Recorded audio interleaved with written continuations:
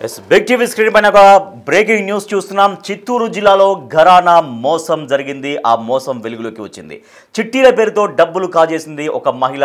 ఆ ఘటన వెలుగు చూసింది. మోసపోయామని బాధితులు లబోదిబోమొత్తుకుంటున్నారు. మిట్టూరుకు చెందిన మహిళ ఎవరైతే మోసం చేశారో వాళ్ళని మిట్టూరుకు చెందిన మహిళని మిట్టూరుకు చెందిన మహిళగా చెబుతున్నారు. పొదుపు సంఘాల పేరుతో మహిళల్ని శ్వేత ఆకర్షించింది. శ్వేత మోసంలో భర్త కూడా తోడుగా నిలిచాడు.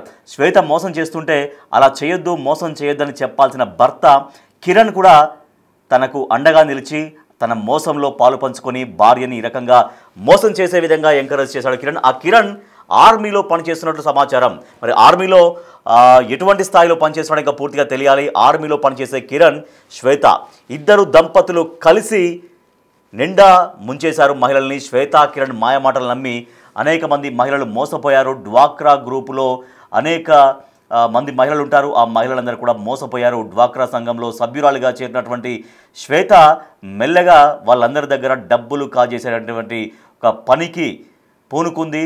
ఆ గ్రూప్లోని మహిళలకు మాయమాటలు చెప్పింది. మొదట చిన్న మొత్తంలో శ్వేత అప్పు తీసుకుంది. తక్కువ సమయంలోనే దాంట్లో ఆర్పీగా నియామకమైంది. ఆర్పీ అంటే రిసోర్స్ పర్సన్. అంటే డ్వాక్రా గ్రూప్స్లో చాలామంది మహిళలు ఉంటారు.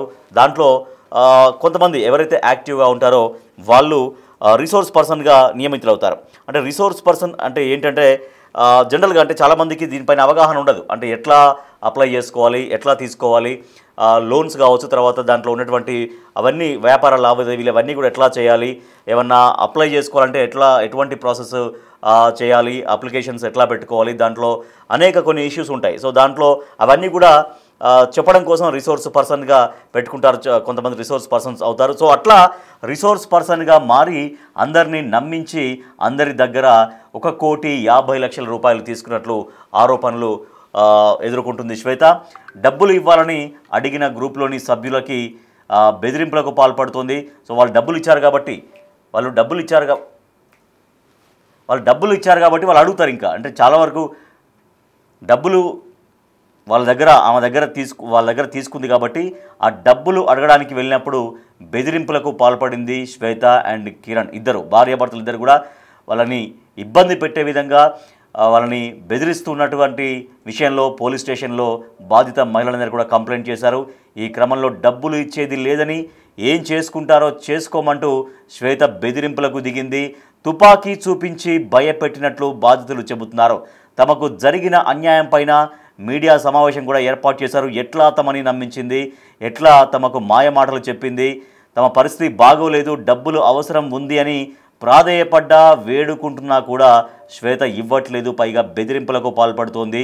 ఏకంగా తుపాకీతో బెదిరింపులకు దిగింది అంటూ వాళ్ళు ఆవేదన వ్యక్తం చేస్తున్నారు. డ్వాక్రా పొదుపు సంఘాల మహిళలు వాళ్ళ ఆవేదనను మీడియా ముందు కూడా ఉంచారు. తమకు న్యాయం చేయాలంటూ బాధితులు ఆవేదన వ్యక్తం చేస్తున్నారు. 1,80,00,000 తీసుకున్నారు. అంటే అందరి దగ్గర ఇప్పుడు శ్వేత చూడడానికి కూడా కొంచెం చాలా ఎడ్యుకేటెడ్గా కనిపిస్తుంది. చాలా కొంచెం ఒక పెద్ద ఫ్యామిలీ నుంచి, అంటే ఒక ఉన్నతమైన ఫ్యామిలీ నుంచి వచ్చినట్టుగానే మనకు కనిపిస్తుంది. అంటే ఫోటోగ్రాఫ్స్ చూస్తుంటే కొంతవరకు మనం అంచనా వేయచ్చు వాళ్ళ ఫ్యామిలీ బ్యాక్గ్రౌండ్ ఎట్లా ఉండే అవకాశం ఉంది అనేది. అంటే కొంచెం ఒక ఉన్నత స్థాయి కుటుంబం నుంచి వచ్చినట్టుగా శ్వేత కనిపిస్తుంది. శ్వేత భర్త కూడా ఆర్మీలో జాబ్ అంటున్నారు కాబట్టి కొంచెం ఒక మంచి ఉన్నత స్థాయి కుటుంబం అనేది జనరల్గా ఉండొచ్చు అనేది ఒక అంచనా. అయితే అట్లా దాన్ని ఆసరాగా చేసుకొని దాన్ని చూపించి ఒక పెద్ద కుటుంబం నుంచి వచ్చాము, లేకపోతే మా దగ్గర డబ్బులు ఉంటాయి, మీ దగ్గర డబ్బులు తీసుకుంటే మళ్ళీ మీకు కావాల్సినప్పుడు మళ్ళీ మీ డబ్బులు మీకు ఇచ్చేస్తాము, ఎక్కువగా ఇచ్చేస్తాము, వడ్డీ కలిపి ఇచ్చేస్తామని ఇట్లా రకరకాలుగా మాయమాటలు చెప్పి వాళ్ళందరినీ బుట్టలో వేసుకొని అందరి దగ్గర డబ్బులు తీసుకుని దాదాపుగా 1,80,00,000 రూపాయలు డబ్బులు తీసుకొని వాళ్ళు అవసరం ఉంది అని అడిగినా కూడా ఇవ్వట్లేరు శ్వేత అండ్ కిరణ్ దంపతులు. అయితే భార్య ఈ రకంగా చేస్తుంటే కూడా వారించాల్సిన భర్త, బాధ్యతాయుతంగా వ్యవహరించాల్సిన భర్త శ్వేతకి సపోర్ట్గా నిలబడి వాళ్ళందరినీ వేధింపులకు గురి చేసినటువంటి పరిస్థితి కనిపిస్తుంది. ఇది చిత్తూరులో వెలుగులోకి వచ్చింది ఘటన. చిత్తూరు జిల్లాలో వెలుగులోకి వచ్చినటువంటి ఒక ఘరానా మోసం. అంటే ఈ రకంగా ఇంత దారుణంగా నమ్మక ద్రోహం చేస్తూ, అంటే డెఫినెట్గా నమ్మక ద్రోహమే. ఎందుకంటే అంటే డ్వాక్రా గ్రూపులో ఒక ఆర్పీగా నియమితురాలై అంటే రిసోర్స్ పర్సన్గా నియమితురాలై, రిసోర్స్ పర్సన్స్ అంటే చాలామంది ఆ డ్వాక్రా గ్రూప్లో చాలామంది మహిళలు మొత్తం మహిళలే ఉంటారు కాబట్టి వాళ్ళకి ఎట్లా అంటే లోన్స్ ప్రాసెస్ ఎట్లా, దరఖాస్తులు ఎట్లా చేసుకోవాలి, ఇవన్నీ కొంతవరకు చాలా వరకు కొంతమందికి ఆ రకమైన నాలెడ్జ్ ఉండదు. అంటే ఇట్లా ఆ నాలెడ్జ్ అందించడం కోసం తర్వాత బ్యాంక్స్కి సంబంధించినటువంటి లావాదేవీలు ఉన్న ఈ ప్రాసెసింగ్ ఎట్లా జరగాల్సి ఇవన్నీ కూడా రిసోర్స్ పర్సన్స్ చూసుకుంటారనమాట. అంటే డ్వాక్రా గ్రూప్లో జాయిన్ అయిన కొద్ది రోజులకే రిసోర్స్ పర్సన్గా మారింది శ్వేత.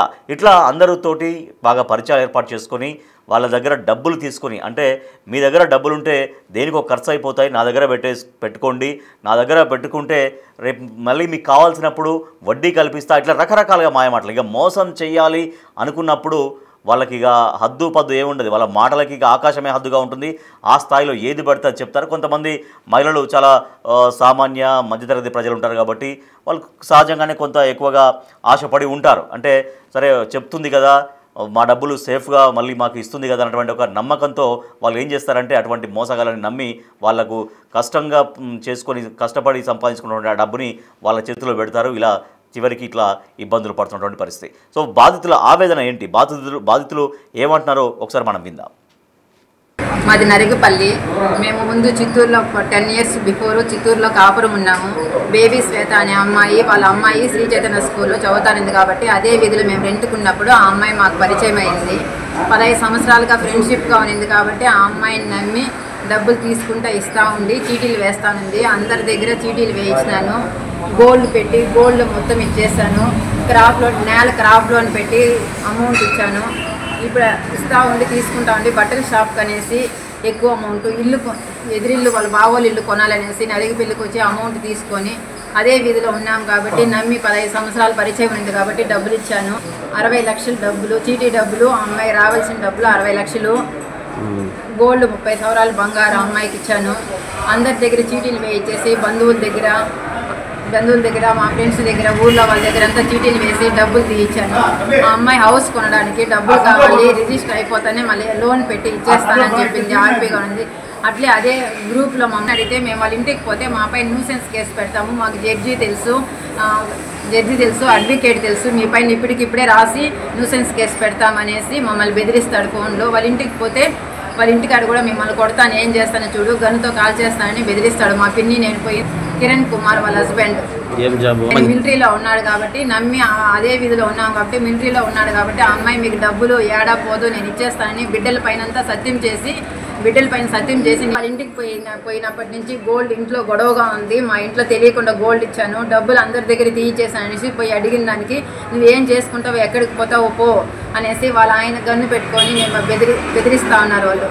మాకు అందరి దగ్గర ఇదిగా ఉంది, మాకు ఇంక బతకాలని కూడా లేదు. మా ఇంట్లో అందరూ మా అమ్మ వయసు అయిపోయింది, మా నాయన ఇప్పుడే చనిపోయినాడు, మా ఇంట్లో ఎవరూ లేరు. మాకు ఏమి ఇప్పుడు నడి వీధిలో ఉన్నాము. ఆవును పట్టుకొని మేపుకుంటా, ఎంఎస్సి చదివి ఇప్పుడు ఆవును పట్టుకొని మేపుకుంటా, ఎక్కడ జాబు కూడా పంపించడం లేదు నన్ను. మా పరిస్థితి ఘోరంగా ఉంది కాబట్టి మాకు అధికారులు న్యాయం చేయాల్సిందిగా కోరుతున్నాను. భువనేశ్వరి, గుడిపల్ల మండలం పోస్టు, పిల్లారిగుప్పం. బేబీ శ్వేత వచ్చి ఆర్పీగా ఉన్నింది ఇక్కడ మిట్టూరులో. ఆ అమ్మాయి పరిచయం అయ్యి నేను గ్రూప్లో ఇక్కడ మిట్టూరులో ఉన్నాను. 5 ఏళ్ళుగా పరిచయం అయ్యేటప్పుడు మళ్ళీ వాళ్ళ ఇంటికి తొడుకొని పోయేసి కూర్చొని నీతో మాట్లాడాలి, కొంచెం రా బూనాక అని పిలిచింది. నేను పోయిన తర్వాత కూర్చొని పెట్టి చీటీలు నడిపిస్తానంట. నేను నీ దూరంగా మీ బంధువులు బయట వాళ్ళు ఎవరన్నా ఉంటే కూడా నువ్వు చేరిపిచ్చిగా అటు చెప్పింది అమ్మాయి. మళ్ళీ ఎన్ని లక్షల రూపాయల చీటు నేను అడిగిన కాబట్టి 3 లక్షల రూపాయల చీటు, 2 లక్షల రూపాయల చీటు, 5 లక్షల రూపాయల చీటు ఇదంతా వేస్తాను, నువ్వు దూరంగా చేరిపించుగా అని చెప్పింది. కరెక్ట్గా ఇస్తాను, నేను మోసం చేయను. మా హస్బెండ్ వచ్చి మిలిటరీ అతను, మా అన్న వచ్చి ఫారిన్లో ఉన్నాడు, అతను ఒక 3 లక్షల రూపాయలు నా అకౌంట్కి పంపిస్తాడు అటని చెప్పింది అమ్మాయి.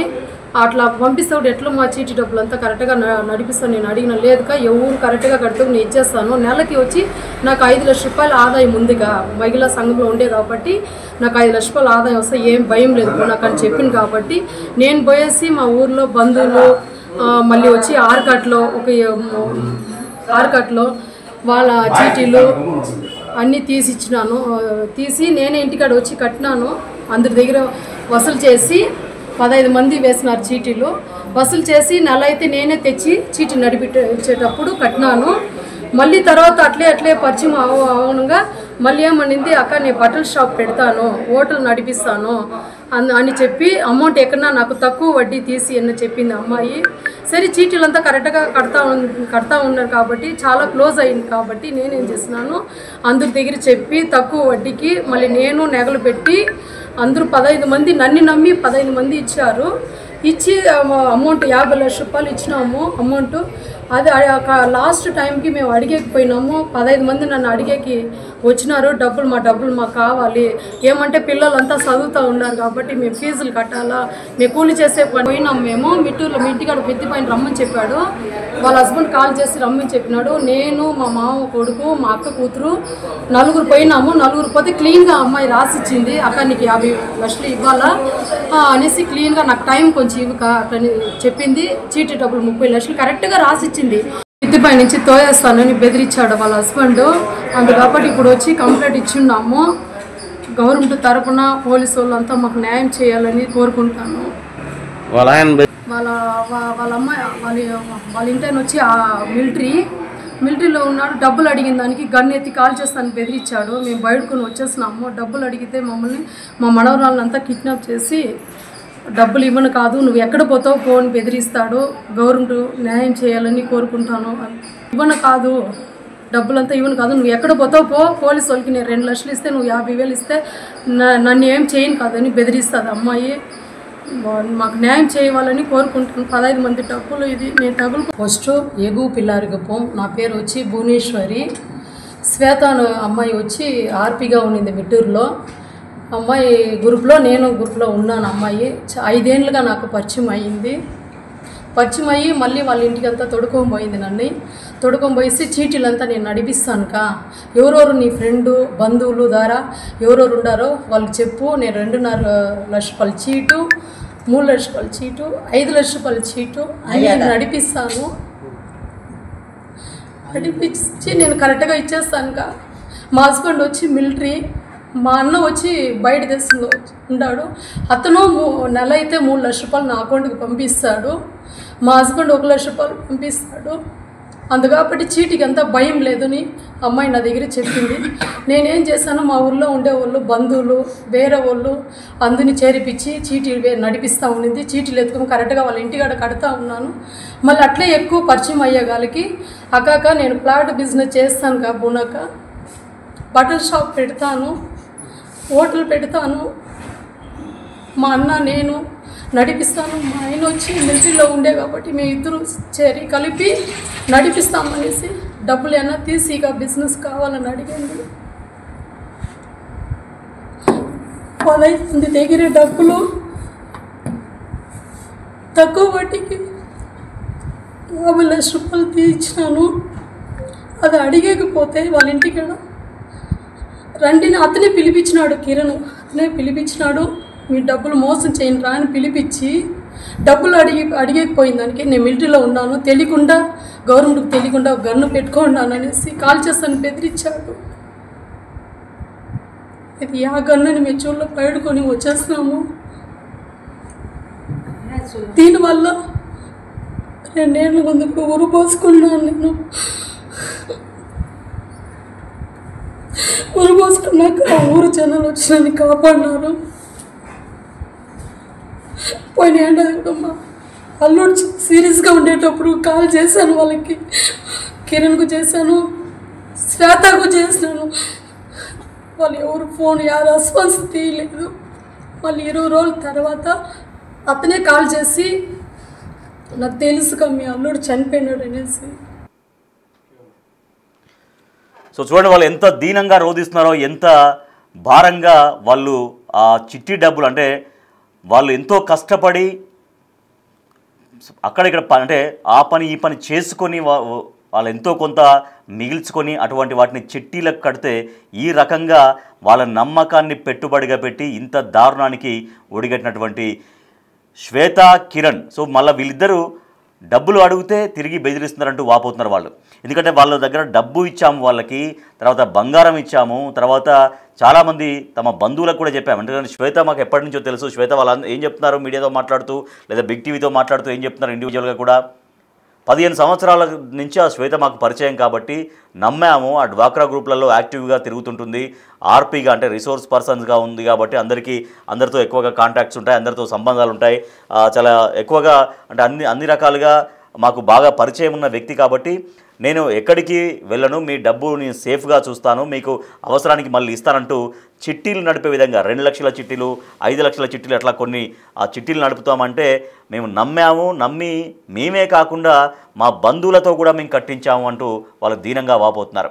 సో వాళ్ళు చూస్తే మనకు అర్థమవుతుంది, చాలా సామాన్యమైనటువంటి మహిళలు, మధ్యతరగతి మహిళలు, వాళ్ళు ఏదో కష్టం చేసుకొని వచ్చినటువంటి దాంట్లో ఎంతో కొంత మిగిల్చుకొని ఇటువంటి వాళ్ళని నమ్మి వాళ్ళ చేతిలో పెట్టి ఈ రకంగా పాపం తీవ్రంగా వాళ్ళు ఇబ్బంది పడుతున్నారు. సో మరి ఈ శ్వేత అండ్ కిరణ్ వీళ్ళిద్దరికీ ఏ రకంగా ఇది న్యాయం అవుతుందో వాళ్ళు ఆలోచించుకోవాలి. డెఫినెట్గా అటువంటి వాళ్ళ దగ్గర ఎంతైతే మీరు సొమ్ము తీసుకున్నారో, ఎంతైతే వాళ్ళని మోసం చేసి వాళ్ళని నిట్ట నిలువున వాళ్ళకి మాయ మాటలు చెప్పి మోసం చేసి వాళ్ళ దగ్గర మీరు సొమ్ము కాజేశారో ఆ సొమ్ము ఖచ్చితంగా వాళ్ళకి తిరిగి ఇవ్వాల్సినటువంటి బాధ్యత ఖచ్చితంగా తీసుకోవాలి. ఎందుకంటే కిరణ్ అనే వ్యక్తి అంటే శ్వేత భర్త, ఆయన ఆర్మీలో పనిచేస్తున్నాడని కూడా ఆ మహిళలు చెప్తున్నారు. సో ఇటువంటి ఒక బాధ్యతాయుతమైనటువంటి ఒక వ్యవస్థలో ఉండి ఆర్మీలో ఉండి మరి ఆర్మీలో ఆయన ఏ స్థాయిలో ఏం చేస్తున్నాడో ఇంకా పూర్తిగా తెలియాల్సినటువంటి అవసరం ఉంది. ఈవెన్ ఒక మంచి వ్యవస్థలో ఉన్నప్పుడు ఇటువంటి వాటిని ఎంకరేజ్ చేయకూడదు. సొంతంగా తన భార్య ఈ రకంగా సామాన్య పేద మధ్యతరగతి ప్రజల దగ్గర నుంచి ఈ రకంగా చిట్టీలు వేసి నడిపించుకుంటూ ఈ రకంగా మోసానికి పాల్పడుతుందని తెలిసి కూడా భర్త వారించాల్సింది.